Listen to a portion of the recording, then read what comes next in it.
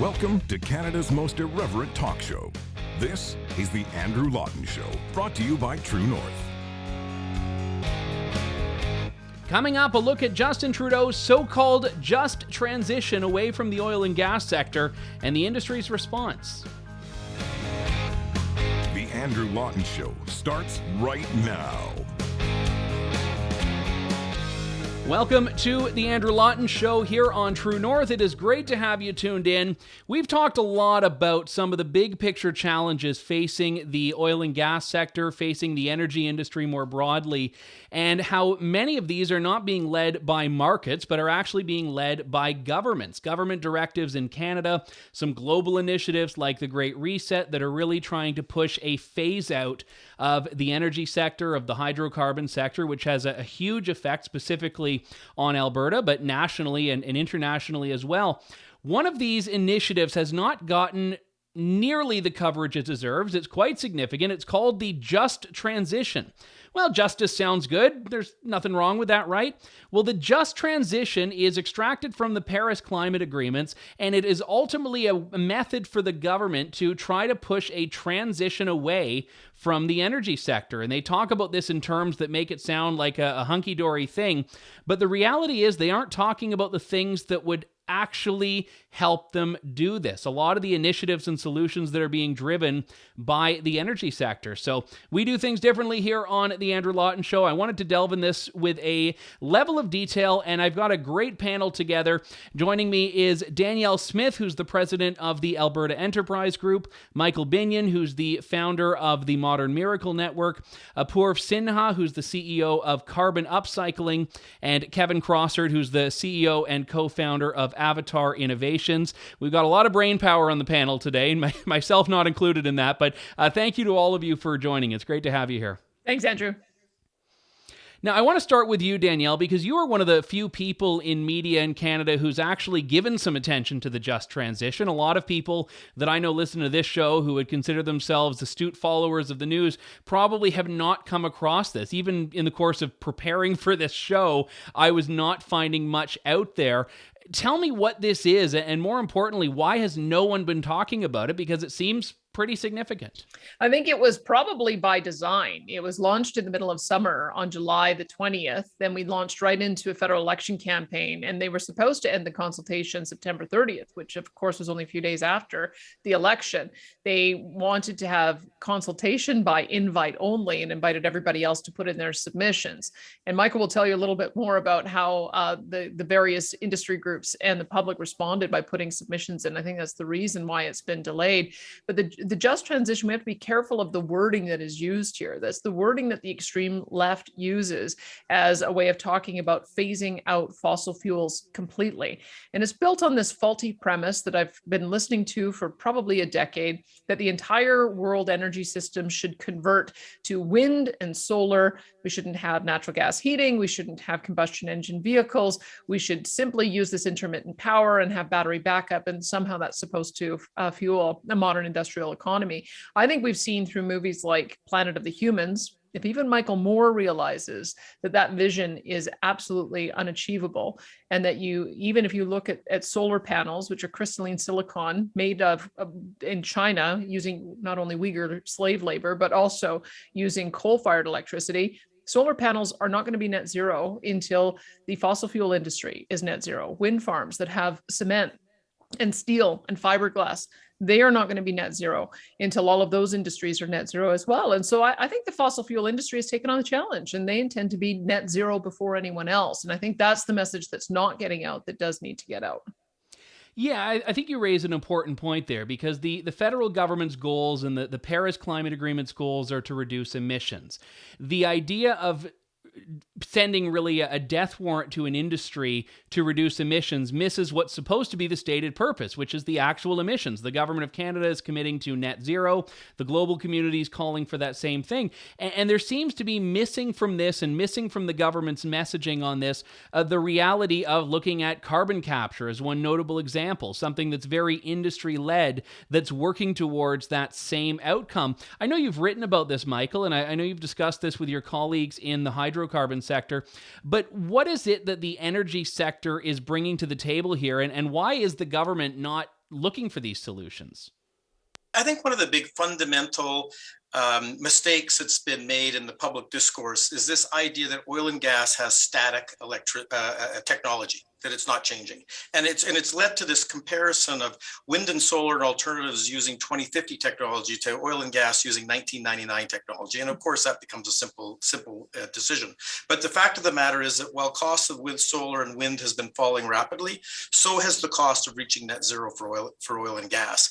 And I published an article that I think you saw, that I actually think that once the industry puts its mind to it, and it has, that the industry can win the race to net zero.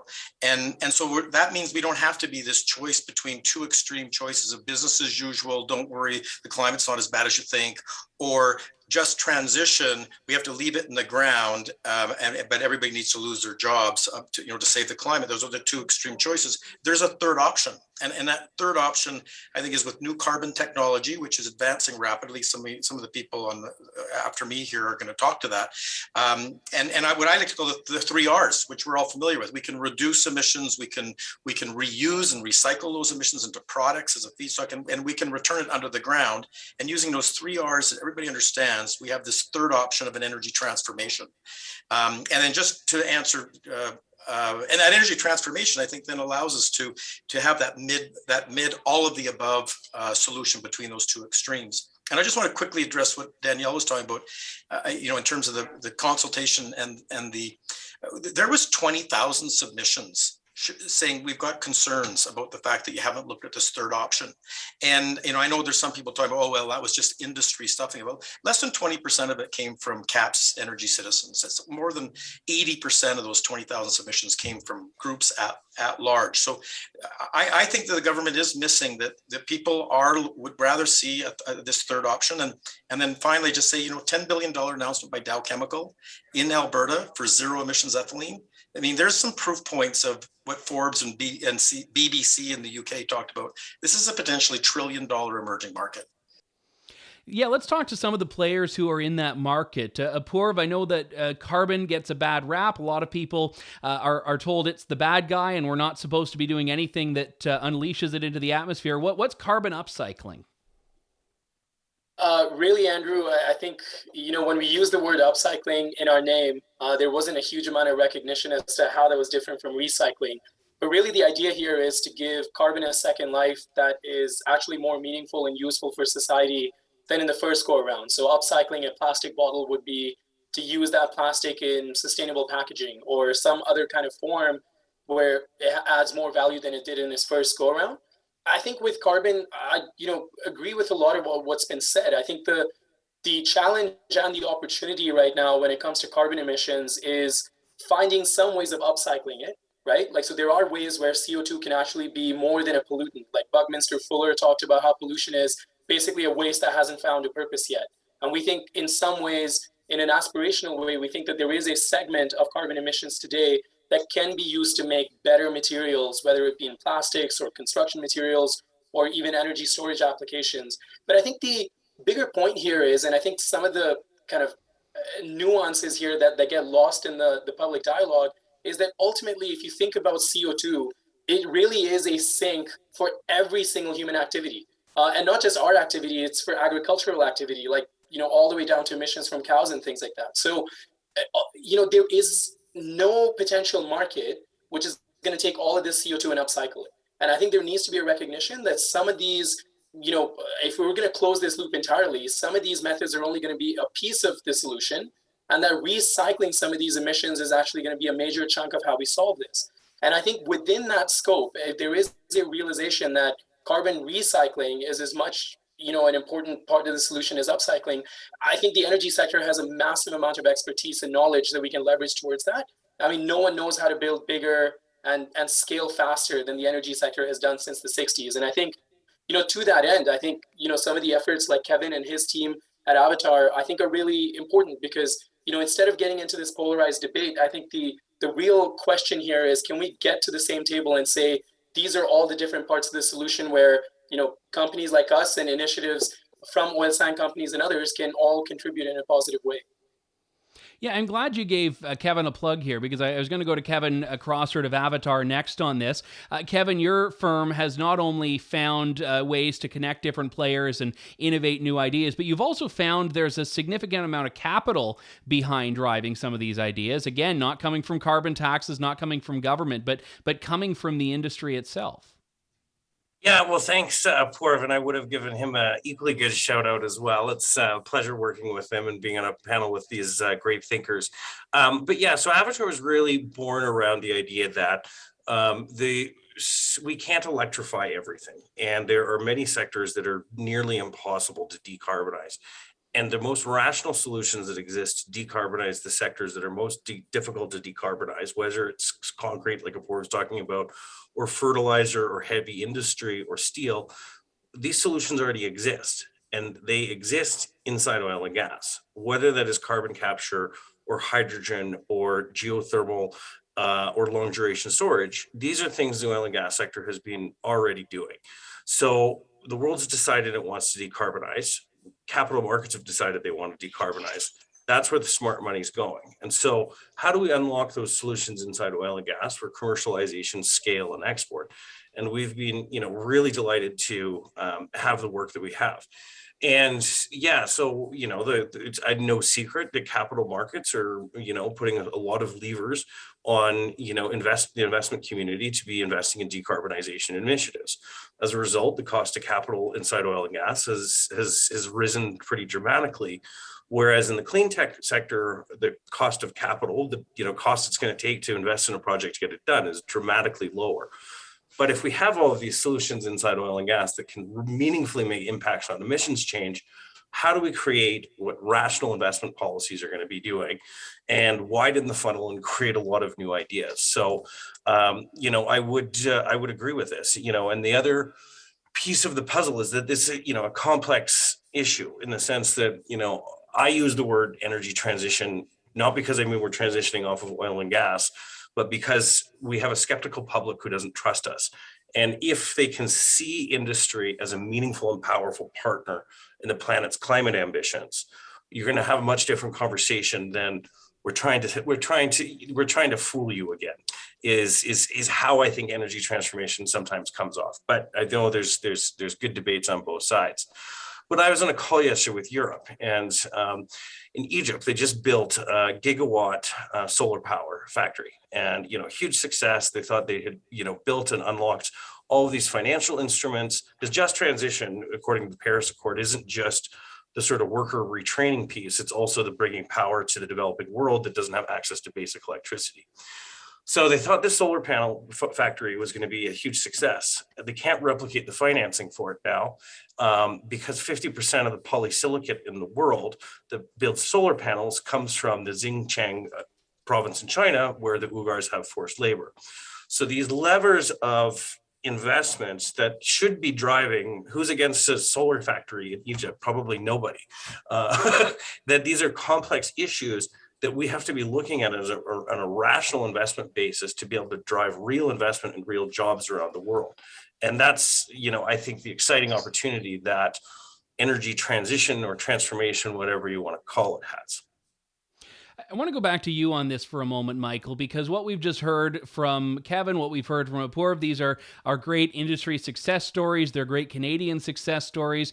But when you look at the government's guidance document, just to go back to the just transition for a moment, this guidance document doesn't reference at all carbon capture, carbon utilization, carbon storage. So we're back to why are these very real solutions not being given any weight in what is supposed to be a national and I would hope an industry inclusive discussion?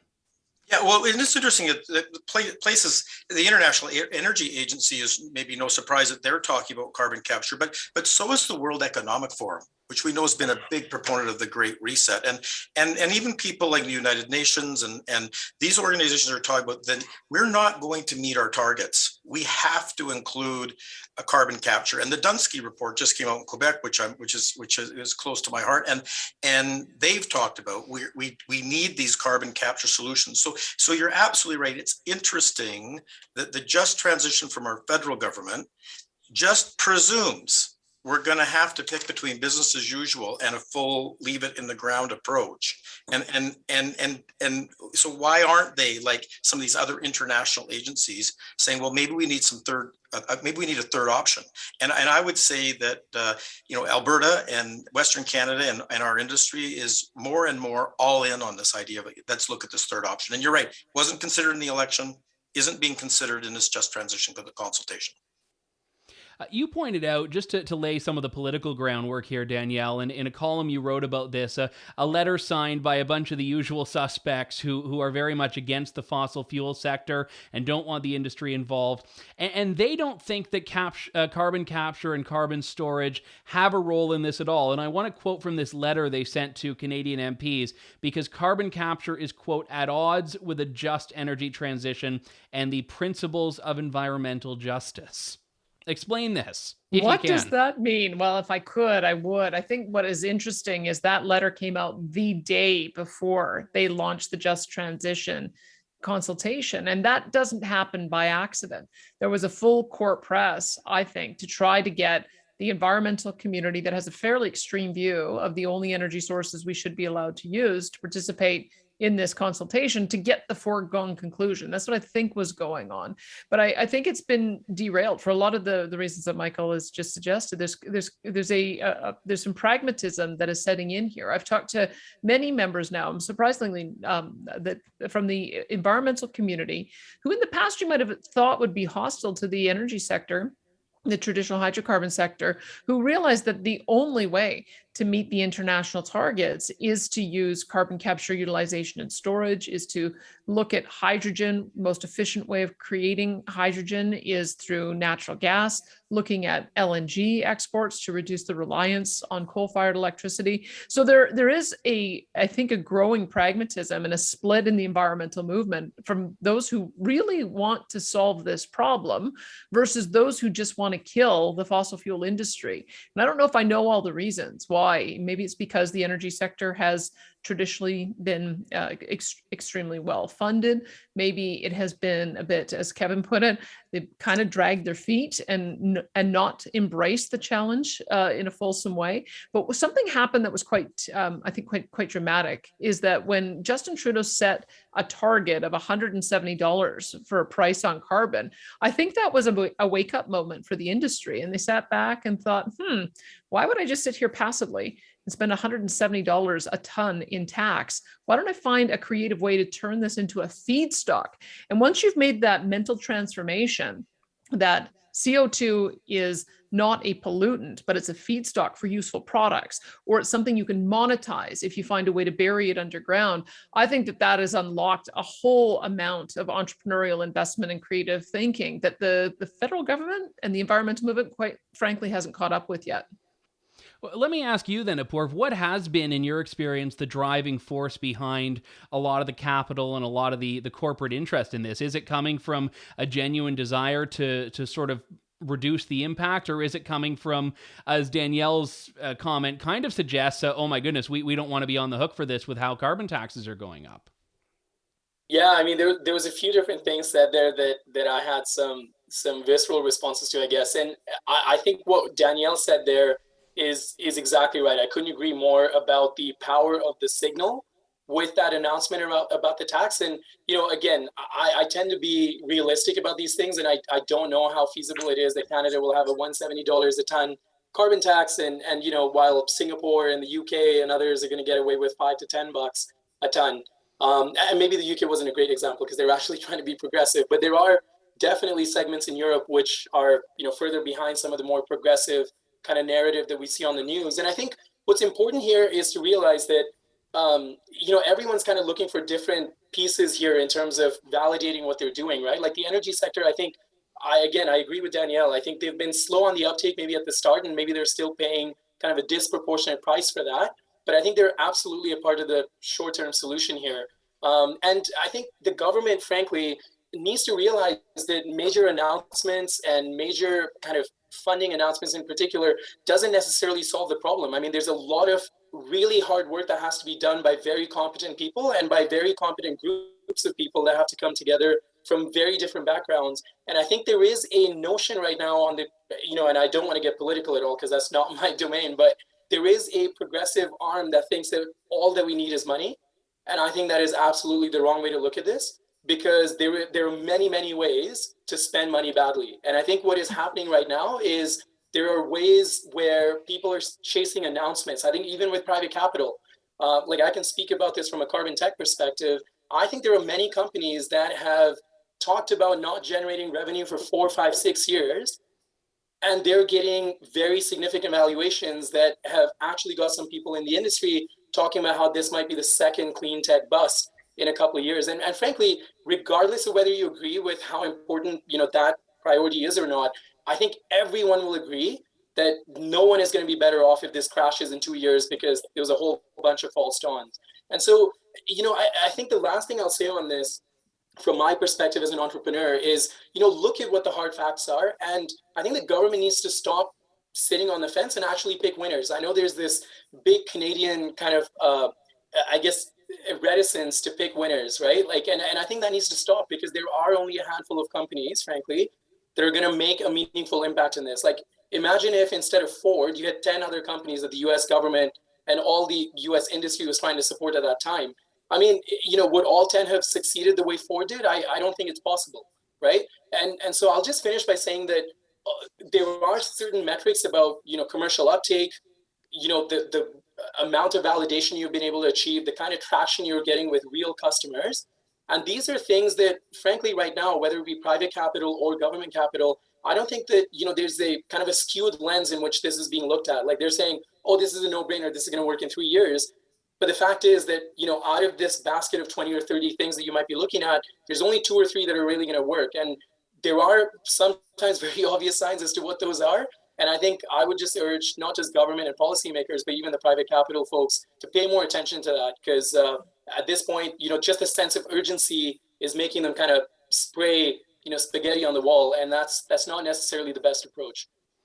No, I think that's a wise warning. And if I shift this for a moment to government funding, which I think is a useful proxy for government priorities in some cases, I would ask you, Kevin, I mean, where is the government interest in this? Because I know for years now, especially I'm in Ontario, we've heard about the importance of spending billions and billions of dollars on renewable energy and, solar power, wind power, all of these things. And there's been so much of an emphasis on that, but that doesn't really solve the underlying existence of the fossil fuel sector, which they do want to, as we know, phase out from. Why have they not been trying to assist the industry in making this sector better? I know the Canadian Association of Petroleum Producers, for example, came out and asked for the government to come up with basically a tax credit system similar to what the steel industry's been given. But at this point, there's not really been any uptake on that. Yeah, well, there's a lot there, I guess, to unpack. But what I will say first and foremost is that I agree with Apoorv 100%. There is a lot of bad ways for the government to spend money, and if government is going to be putting public money into energy transition, transformation, whatever have you, it singularly has to be serving something the market isn't currently delivering, and that's not a way a lot of the funding is being doled out. And I think to Apoorv's point, I don't know necessarily it's the government should be picking winners. I think that the government needs to drop its mentality of anybody that's actually going to make money will dole money out too. Mm-hmm. So Avatar has put 270 oil and gas professionals through 67 oil and gas companies in 8 provinces, generating 45 industry-driven energy transition solutions, generated 7 companies. We've never received a cent of money from public funding. And we're proud of that. We're very proud of that, because you know what the industry is saying? They're saying, we think this is important, so let's go. So we're going to put our money where our mouth is. However, there is a whole bunch of money that's going into a lot of not-for-profits that are speaking on these just transition issues. And what results are they delivering? And have they created these albatrosses that nobody knows what to do with? And I think that there is a lot of that. The money is coming to the table in ridiculous ways. Even the announcement today by TransCanada, Nikola Hydrogen. There is huge capital that's kind of coming to the table here. So the role government needs to be thinking about is how can it focus on areas of the market that are currently being underserved? And I have some ideas on that. I think it's seed stage risk capital. There's all of these government grants at the $50,000, $100,000 levels for new technologies. And then there's all this private equity at $10 million investments. There's not a lot in the middle, and that's the gap Avatar is filling right now. But what is the role the government could be playing there to singularly drive investments and returns? Nobody knows. Most people agree that we have to get rid of carbon emissions. Now the question needs to be, what's the cheapest and most effective way to get there? And that's the role the Conservatives need to be playing in this, and where I think good Conservative policy is. And that's going to be a market-driven approach. So that's I think where the big opportunity is and the big excitement is in this area. This isn't about retraining $150,000 a year petroleum engineers to go become baristas at Starbucks. This is about realizing that it's really easy to probably take a petroleum reservoir engineer and turn them into a carbon sequestration reservoir engineer, because there's an opportunity there and there's money there. That's the conversation we should be having, not how do we win at this, not how do we make it as least painful as possible, which is the conversation they're trying to have right now. So let's take a step back here and accept for a moment the government's goal of reducing carbon emissions by 40 to 45%. So let's take the politics out of this, and where I think a lot of us could probably have a very vigorous debate about whether that's a reasonable or realistic goal. That's the government's goal. The best way to get there, can it be done through all of these mechanisms that we've just been talking about? I don't know who wants to jump in on this, but can these industry-led solutions meet that? And if not, how much of that could they meet? Let me jump in. I know because I Please. have one example that I can give you just to show you the power and the incredible capacity we have for pore space. So I know of a single company at a single site that used to have deep gas wells. They have a compressor at the site. So they've done their analysis. They believe that they can bury 80 megatons of CO2. Now, what is that? Well, we produce 270 megatons a year of CO2 in Alberta and 740 megatons in the entire country in a year. If that is one single site from one single company. And 1/3 of Alberta's output. It's extraordinary. So to me, the issue of carbon capture, utilization, and storage is immensely powerful. To the point I think though that Apoorv was making is that there will only be I don't know how they try to rationalize which projects are most likely to be successful from the utilization point of view, but I can say from the storage point of view, all government needs to do is get out of the way. We don't even have a policy yet for how you get permission to bury CO2 underground. We don't have a royalty structure. There should be a price that goes on the CO2 once it goes back into the ground as well. They haven't developed that. So I think what I'm observing is government is actually lagging behind industry on this. And we need to create some framework so that those companies that are able to go ahead without government support have a clear path to do it. Maybe you then have a broader conversation with the big five that want some significant tax breaks for their carbon trunk line and sequestration project they're going to do in Cold Lake. And then maybe there's also additional conversations that you have about what the most optimistic options are for transforming those into products. But I would say you let the market work first, let those innovators keep on going, stay out of their way, and try not to stop them with government policy. I'd like to just add to Danielle's point with a shameless plug for my own company, if I could, Andrew, which is that we've got a gas discovery in Quebec, which we this is Questerre, not Questerre, Modern Miracle. Not Modern Miracle exactly, but it's where I get paid to work, and we've got a project there where and this is really where I came to realize that people were looking at our technology as being older than it is, but we can produce the natural gas there in the conventional way, and it can be used in an industrial park or whatever, and then be emitted into the air. But we realized, well, we could put two pipelines in the ground for not much more money than one, because you already got the ditch there, bring a CO2 line back. We've got carbon storage reservoirs right underneath where the gas is. So we could make a literal circle where we say, well, we'll send you the gas, and then just like so many other products, I'll take, I'll sell you a can of Coke, I'll take the can back when you're done, right? But we'll sell you the natural gas, we'll take the CO2 back. And in addition to that, which is already zero emissions production and zero emissions consumption, 100% zero emissions for natural gas. I don't know that wind and solar can match that, to be honest. On top of that, what we really would like to do, and we talk, how we met people like Apoorv, is that we'd really like to also look at the opportunities to take some of that captured carbon and turn it into useful things, because as Danielle pointed out, what opened my eyes was when somebody in Quebec told me, I'll pay you $140 a ton for a carbon credit. And I went, yo, what? That's as much money as I get for the natural gas. So then that opened my eyes to, well, then why don't we take that $140 and turn it into a cement additive with the group, like with carbon upcycling? Why wouldn't we do that? We can make money doing that, right? So that's what really opened my eyes. So I was saying to my daughter, this organic chemistry has been understood for a long time. We probably could have done this 20 years ago. She says, well, then why haven't we been? I said, well, there was never, it's just like the can of Coke. We never used to recycle those when I was a kid either until they put a deposit on it, right? She says, oh, so I guess that means carbon taxes are good, right, Dad? I said, well, let's end the conversation here then. And she's not coming to Thanksgiving anymore, right? No, I'm still going to invite her to Thanksgiving. Okay. But she didn't need to be so right on that point. I know you don't want to get into politics, Apoorv, so I hope you'll indulge the question nonetheless. If it is this simple, and it is something that the industry could be doing without ease, why has there not been a push to the government, or perhaps there have been, of just back off for a year and see what we can do? I mean, the numbers that Danielle gave, I'm assuming, are not unfamiliar to you about how much the industry could do if it were just to take this over, basically. Well, I think it boils down to just simple kind of incentives, right? And I think, Michael hit the nail on the head. I think ultimately there is a cost to changing anything. And I think that's one of the things where, I guess the realizations that we've had and I've had as a CEO of a startup is, when we go out and pitch for a government grant, the audience that we're dealing with is very different from when we talk to the CEO of a large construction company. And then when we go out to the quality control people and the guys that are actually running the trucks and managing the day-to-day at that company, again, very different audience, right? And then we talk to the EPC companies, then we talk to the architects and the city procurement people. And you'll see, like there are a couple of cities in Alberta that have declared climate emergencies. And you go out to their procurement people and say, hey, like this is a sustainable product. It's pretty much the same price as what you're paying, maybe 2% more or something like that.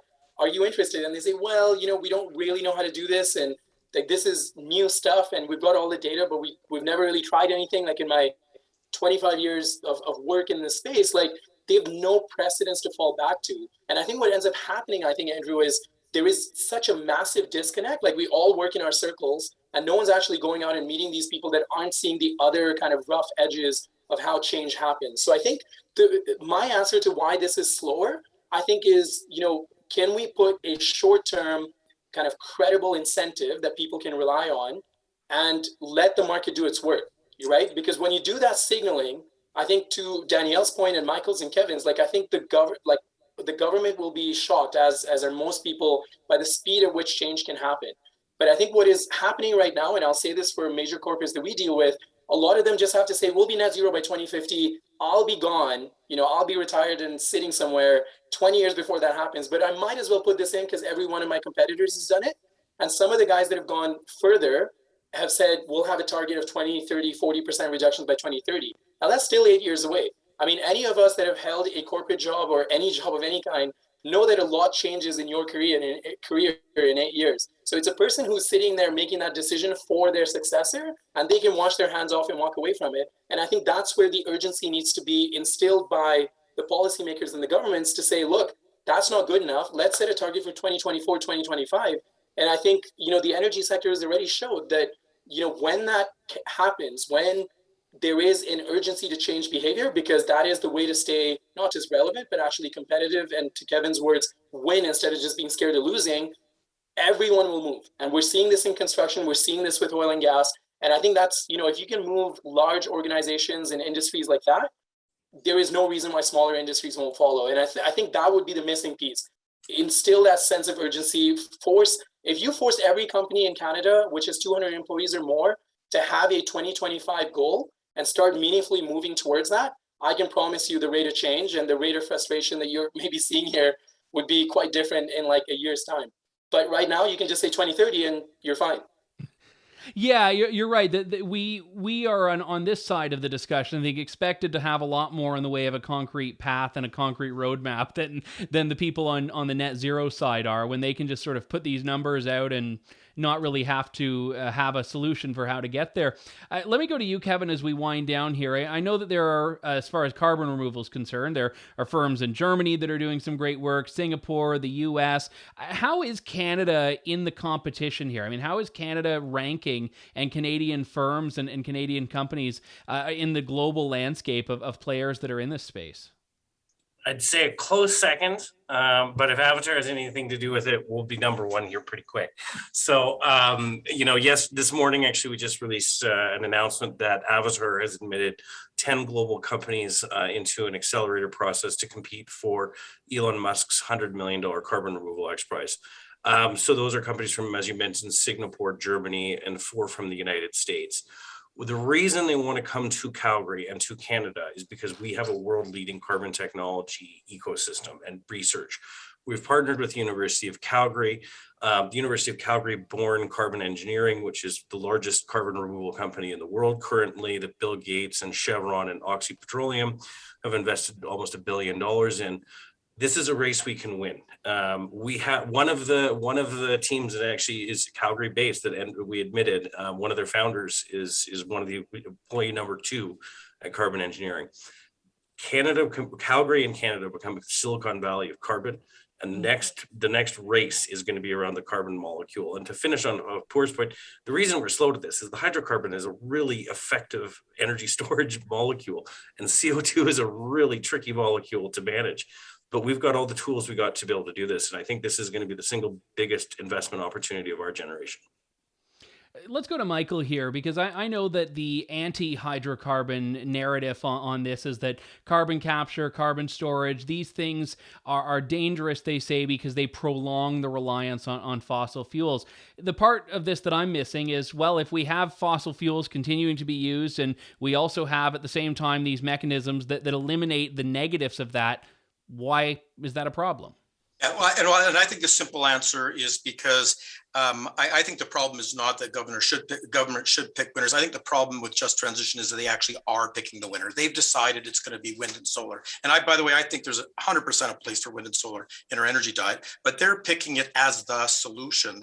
And so of course, anybody who says, well, I've now got an opportunity to have zero emissions oil and gas, people aren't thinking about, oh, well, I guess that solves the problem. What they're saying is, well, that's slowing down the transition to our mandated solution. It's a government picking winners problem. If, as Danielle said, the government would just get out of the way. I mean, I would say, Apoorv, 2025 is way too far away. I've been offered $140 a ton. If the Quebec government would get out of my way, we'd be doing it tomorrow. Danielle, I'll give you the final word on this. Man, I thought Kevin had the mic drop moments. I'm going to have to see if I can do anything better than that. But one of the things I would say is that even if we all move to zero emissions vehicle, we still need asphalt to create roads to drive on. And so I think that we're seeing a transformation in how we use bitumen as well. I can foresee a future where we don't use bitumen for combustion at all, that we find mechanisms, and I know one company that's already working on it, to inject the CO2 back into the bitumen, split out the fines, and then use the bitumen not only for asphalt, but also for construction materials. If you look at carbon fiber, carbon nanofiber, it has properties that might allow it to be a better building material than steel.